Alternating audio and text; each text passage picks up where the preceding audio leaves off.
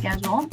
Hello, welcome everyone. My name is Susan Gould. I'm the lead faculty for the BA and MS in Finance programs here at UAGC. I'm the host of this session, and I just wanted to have you all acknowledge that by joining us today, you acknowledge that this session is being recorded and will be shared with other TLC-related materials. Microphones for participants will be muted for this presentation, but we do encourage you to post questions and comments in the chat. We'll have time for questions at the end. We have enabled live transcription, and if you would like to use it, click the live transcription button at the bottom of your Zoom window. Now, I'm very pleased to introduce to you our presenters. Millie Jones has worked in writing education for over a decade and supports the UAGC Writing Center. She has a MED in Language Arts Education and an MA in Rhetoric and Writing Studies. Louis Centani has taught writing and rhetoric for 15 years at various levels, and like Millie, he also currently supports the UAGC Writing Center. And with that, I will turn it over to Louis and Millie.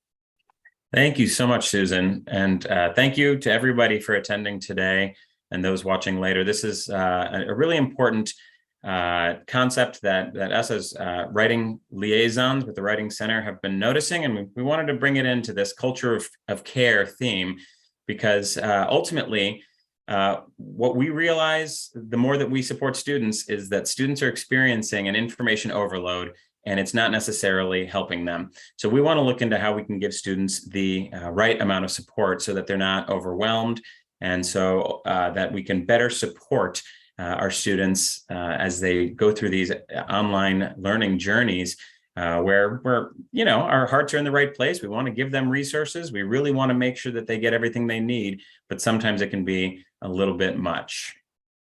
So let's start off then with what is the issue that we've identified. This is both from a staff, support level, also as instructors.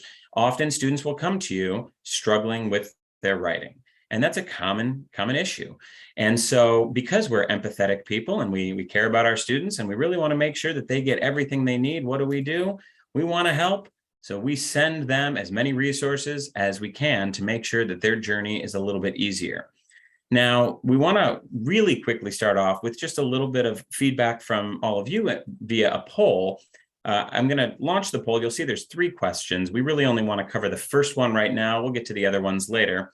But ultimately, let me try to get this poll working here, because it's telling me I can share results, but not start the new poll, relaunch. There we go. All right. So you'll see I have the poll up there. And what we want to know is if a students have just submitted their week 2 research paper, and you have a student whose paper has a laundry list of writing issues, they need to improve their writing to succeed in their academic journey. So what might you do to help? And we're asking that you choose all that apply. Are you going to ask them to use the Writing Center? Will you provide writing guides on the writing issues that you see? Will you provide an area you'd like them to focus their improvement on? Or would you ask them to rewrite and resubmit their paper? Take a moment to just check a few that you feel like apply in terms of what you would do given this situation. It says the poll is not letting people enter. That's interesting. I'm not sure why that is. If that's a common problem, we will just move on from it. But I would imagine, as we were kind of going over this, that the common answers would tend to be things such as send a student to the Writing Center. That's a really common one. Oh, they're starting to come up now. There we go. Oh, you got to fill out all 3. Now I see what's going on. Okay. Well, thank you for filling out all 3. But as you can tell early on, I'm going to share just the very quick answers we got. It's kind of diverse. There's not a whole lot of focus on what we would do with our students, but you do see that sending them to the Writing Center is a common response. Providing writing guides, absolutely common. And what ends up happening is that students get these resources and feel a little bit overwhelmed with what's now on their desk. And this is something that can actually have counterproductive effects, even though like I said earlier, our hearts are in the right place. Because what we see when we're giving our students the support is we see directions, we see step by step. And it makes sense in our minds because we've been there before and we know what the product should look like in the end. And so we think we're giving them a left turn and we know exactly when they're going to be going straight and turning right.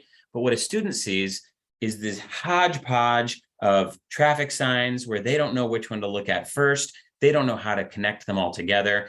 And this leads to quite a bit of fear in their journey. And this kind of goes to the stem of our empathetic understanding of what the students are going through. Because when we teach and when we support students on an assignment, too often we fall victim to the belief that their to-do list involves our class. We think that, oh, look at this. They're just going to read, they're going to write, they're going to revise. And at the end of this is going to be the best work they've done in the class, because growth is linear, is what we kind of fall victim to thinking. But the reality with a lot of our students is that students in the online world have a lot more on their plate than school. They're thinking about getting their kids to school. They're thinking about making sure they get to work. They're thinking about making sure that their family's fed. They have so much going on that only after they do all of these things do they make a little bit of extra time for schoolwork. And so by us giving them so many resources and so much love and so much help, it's a little bit like Lenny from Of Mice and Men. We're loving them so much that it's becoming, it's suffocating them, if you will. And so we need to make sure that we can give them the support that's going to be utilized effectively, efficiently, and to the best of their situation. So let's look a little bit into what the research about this says. And for that, I'm going to turn it over to Millie. Okay, great. So what we know is that improvement in writing is incremental and it happens through practice and feedback and time. A student cannot become an experienced and effective writer through a single assignment or a single course, just as they cannot become an expert in any field by taking a single course. And the research data does indicate that providing resources for more than 4 topics or providing multiple resources on a single topic, this leads to overload and to students not utilizing these resources. So this means that a more strategic selection of supporting resources will lead to greater use of these resources and then increased improvement. So instead of giving resources on thesis statements, paragraph development, comma usage, citation formatting, transitional phrases, paraphrasing, and academic voice, students are more likely to utilize resources given for just 2 or 3 of these areas. Now, there is also additional research that has shown that student perceptions of the most effective feedback is feedback that answers the question, where to next? That is, where should I focus my attention for the next assignment? For example, as an instructor, you might give the feedback, in your next paper, I want you to focus on creating more structured academic body paragraphs by using this Writing Center resource. And it is this form of feedback that was shown in the research to be both heard and applied by students more than other feedback. So providing just 1 or 2 areas of focus for any given assignment, students can then focus on understanding and mastering that area.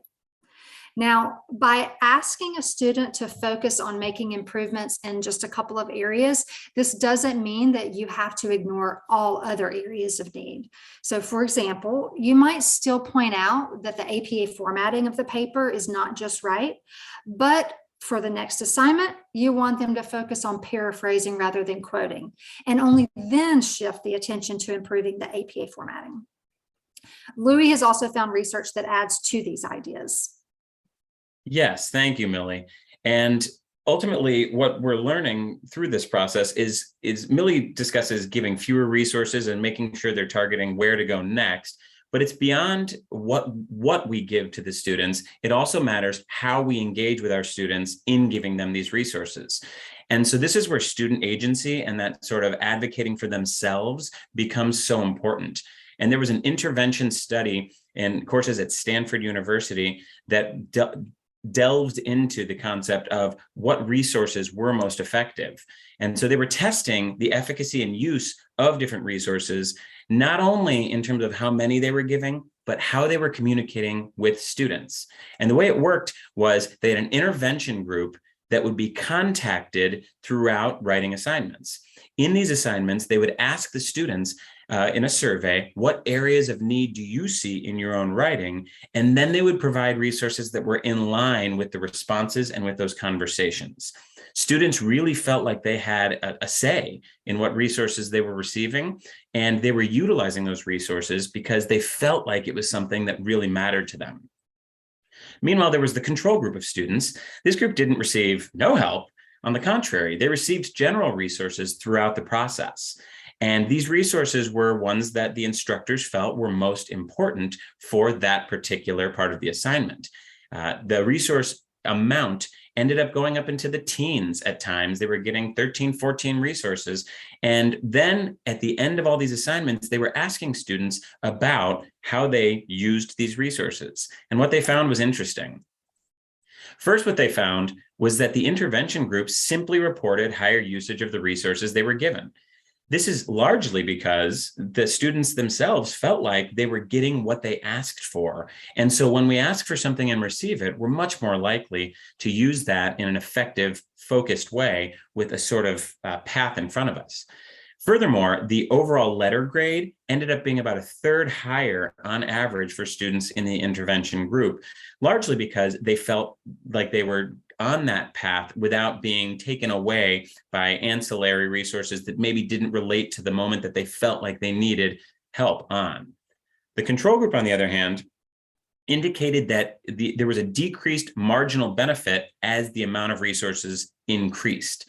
So in other words, when they would receive the first resource, they found it to be quite helpful, even if they didn't ask for it. However, as the resources kind of piled up, each resource was getting less and less useful. They were getting far more benefit from, say, the second or third resource they were given than the 12th or 13th resource.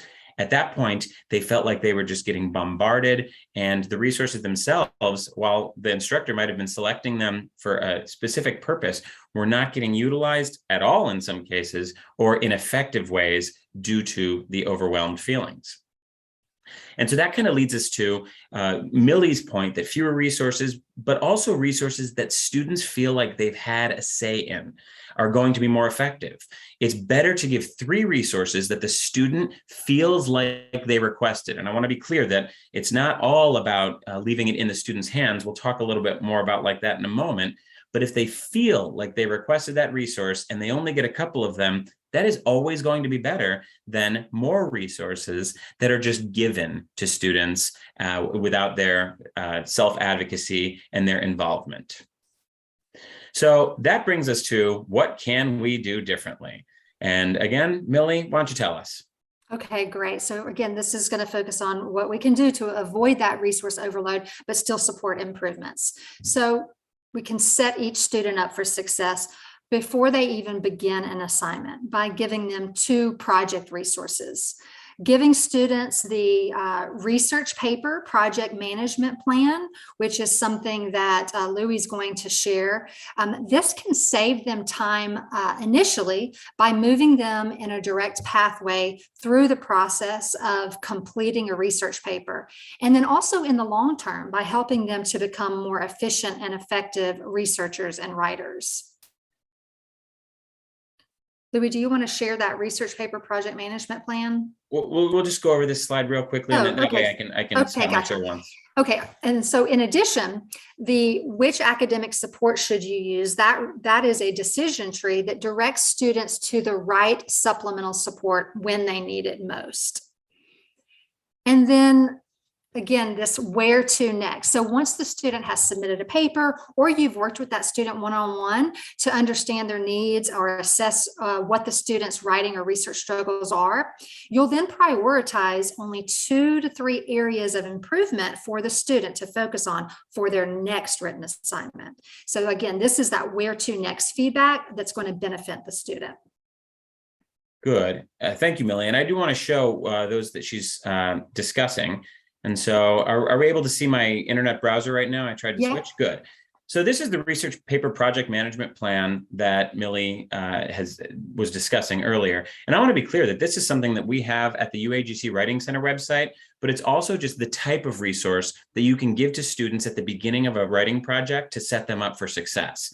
Because often, again, students feel like they understand what the final product should look like, but they don't really know how to get there.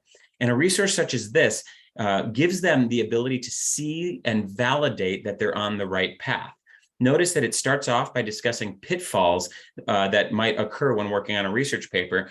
This first one blows students' minds. They say, whoa, using Google, that's the first place I go. And this resource will give them tools to understand why doing some of these things is actually adding to their stress level rather than supporting it. And as you move down, you can see that this gives students a step-by-step, 1, 2, 3, all the way down to, I believe, 10 or 11. It tells them exactly what they should be doing at the next phase. This kind of gets into the where to next to an extent in a broader way. And so this gives students the idea that, hey, you're taking the right step right now take the next step this direction. It helps them feel a sense of control as they go through a difficult process. And it doesn't really make them feel like they're being given too much at once as they're moving through their research process. Now, the second resource that she mentioned, and this is another one that we've developed at the UAGC Writing Center, it's called the Which Academic Support Should You Use? This is a great resource to give to students because it really allows them to have that ability to advocate for themselves, and they can start seeing, especially these non-traditional students who maybe don't have time in their own eyes to communicate with somebody on the fly. They can take time to say, hey, I know that I'm broadly having issues with, let's say, writing. And they click on that. It's kind of like I call this the symptom checker, like the WebMD symptom checker for their writing and researching needs, because then it narrows it down and says, okay, well, you're having trouble with writing. Let's get you to the Writing Center. But let's not just send you to the web page where you have to navigate on your own. Tell us specifically what you need help with. Well, you know what? I really need to know how to do APA style a little bit better. They click next, and instead of going to the web page and just having to navigate on their own, they now know specifically the introduction to APA. This is the resource that will give them the information they need. And let's say that one, for whatever reason, doesn't help them. A second option is to go to live writing tutoring.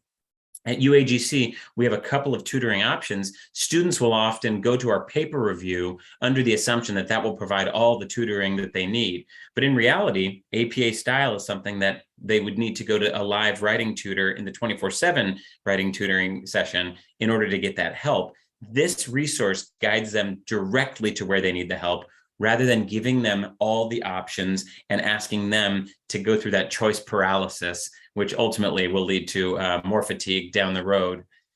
And then lastly, when it comes to the where to next, there is no better resource for faculty members and support staff to really have at their disposal. This is available on the Writing Center CETL page, but also Millie's going to drop in the chat the link to an article that she wrote recently about this very issue, where you can access all of these resources.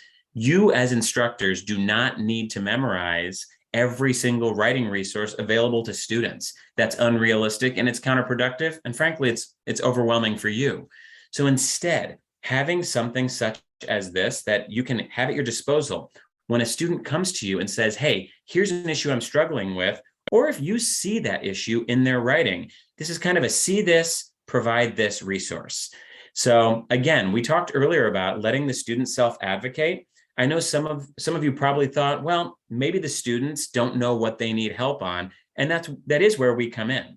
If we notice that a student is lacking credible or scholarly sources, we can end up kind of narrowing the student focus by saying, which issue do you really want help with right now? And limiting their options, saying, do you want help finding more credible resources, or do you think it would be better if you find more relevant resources? By giving them these options, they feel the sense of choice because they see that, hey, you're engaging with me. You see where I need help. It gives them a little bit of focus, and then you send them these specific resources on the right side of these columns here. And ultimately, students will get one or two resources at a time As Millie said, you don't abandon everything, but it's just one or two at a time. And then on the next paper, maybe we scroll down and say, you know what, let's get into or we scroll up and get into the organization of the essay. One thing at a time, rather than giving students 20 resources at once and hoping they can sift through on their own. So this is ultimately what we mean by providing these targeted resources, and we think that it will really help students quite a bit. So I'm going to bring that poll back up and see now, as we relaunch, if you can answer all three questions. The first one, of course, was what would you do off the cuff? We were hoping to have that answered initially, but the next two are the ones we really want you to look at, because now when you have that research paper assignment in the course that you teach, what resources might you provide in the first few weeks? We give you the options of the research paper project management plan, the which academic support should you use, or hey, nothing, let's let the students wing it. I think we're guiding you quite well on that one. And then number three, of course, after seeing that the student's struggling with a number of their issues, how might you help them to improve their writing? Will you prioritize one or two issues, letting the student know exactly how you want them to kind of prioritize their writing? Or would you give them resources on everything that you see? Or, of course, our favorite, tell them to go to the Writing Center. It does sound like people were paying attention, because I'm seeing that the results are looking good. I will share what we have to this point, and you can see that obviously in number two, we had to pick this one, guiding you exactly where we wanted, but and one person chose to avoid that advice. I totally get it. Walk to the beat of your own drum.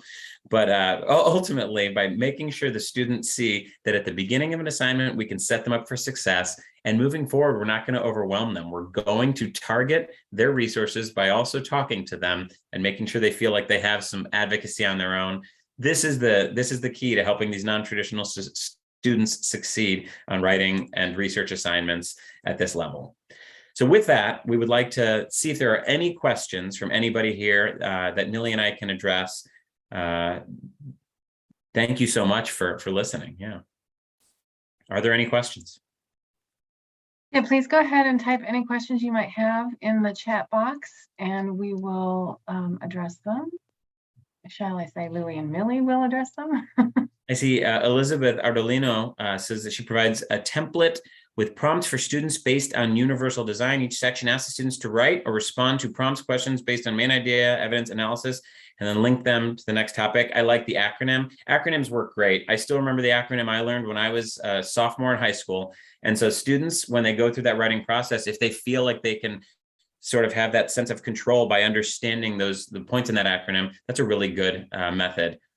Stephanie asks, do you find that students who engage with one or two specific resources return to explore other resources on their own, or do they tend to stick with what they know?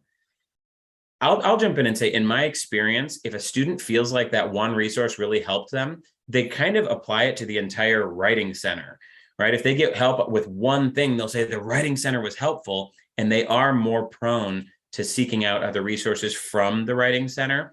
I know I can speak from experience. When I found my first online writing help and it supported me, I went back to that page many times. So I think that's how I see it. Millie, do you concur? Do you have anything you want to add to that?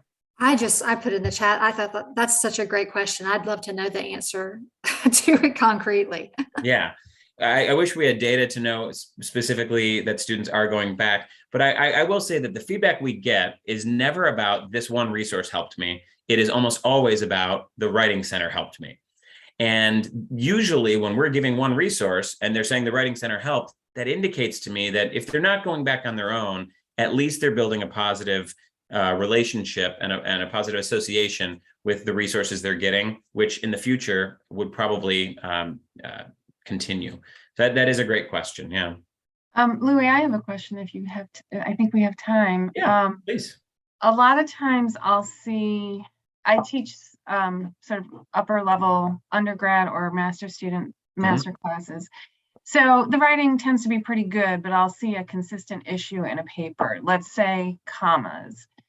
And I see that there's a resource, I can direct them to, but is there also could I say, go here, this self-paced module will give you a review of how and when to use commas. Do you have any resource like that?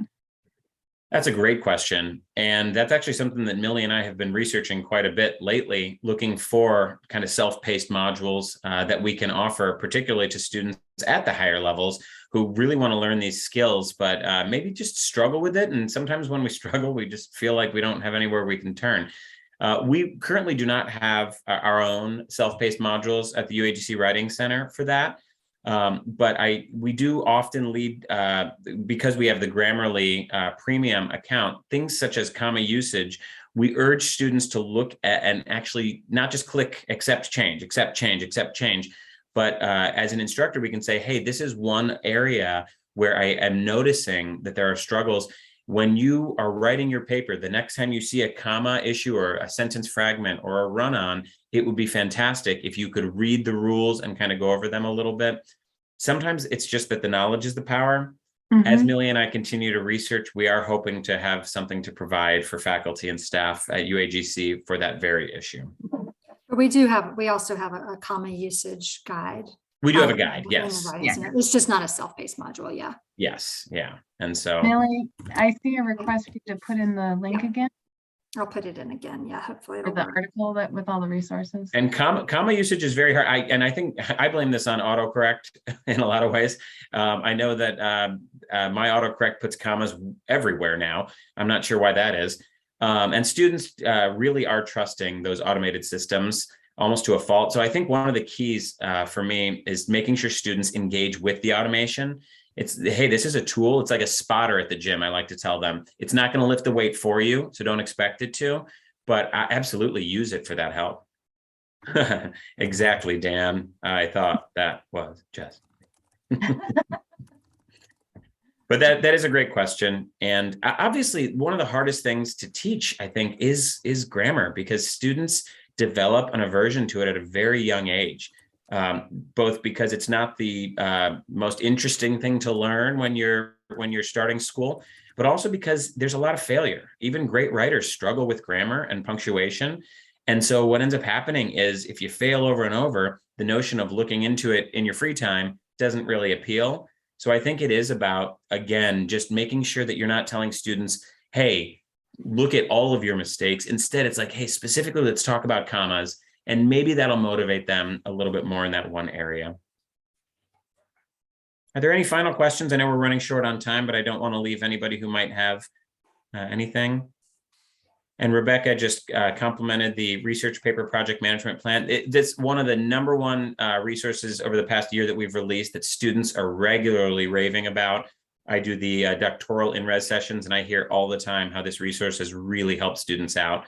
These are the ways that we can support the students in that empathetic way. We know that research papers are tough, so giving them this resource kind of speaks to them and addresses the need before it becomes a stressor for the student. That's what this is all about. And I want to mention that particular resource, the research paper project management plan. It lives on the Writing Center website, but that was that resource was a collaboration between the Writing Center and the library. So it is a really useful resource for tackling the research paper in whole, both the research and writing. Is there a standalone version of the Chronicle article available? Millie, I'm going to turn that one over to you since I'm not. The link goes directly to that Chronicle article. That it's working for me. I think just to keep the article and not necessarily have the entire. That link goes directly to the article, not to the Chronicle. I mean, it should take you directly to that article. I will say, if anybody is having further issues, I'll offer the Writing Center email address, and you can email the Writing Center inbox. I answer that daily. And if you want access to these pieces and you're not getting them, I'll find a way. So yeah, please. it's working for me. So, a PDF of that content? No, I don't. One does not currently exist, but that's something that we could probably make happen. Yeah, it only lives within the Chronicle. Yeah, I don't know why the link isn't working for some people. All right, I think it's okay, Millie. If anybody in the audience would like that, please use that Writing Center email that Louis provided, and they'll be happy to send those resources directly to you. We are just about at time. And so if it's okay with you, Louie and Millie, I'm going to wrap this up. Thank you so much to everyone for Thanks, John. attending. Thanks for the wonderful questions. And please reach out if you have any further questions. Thanks, Susan. Yeah, thank you, Millie and Louie, and thank you everyone for attending, and please enjoy the rest of your experience with TLC. Thank you so much, everyone.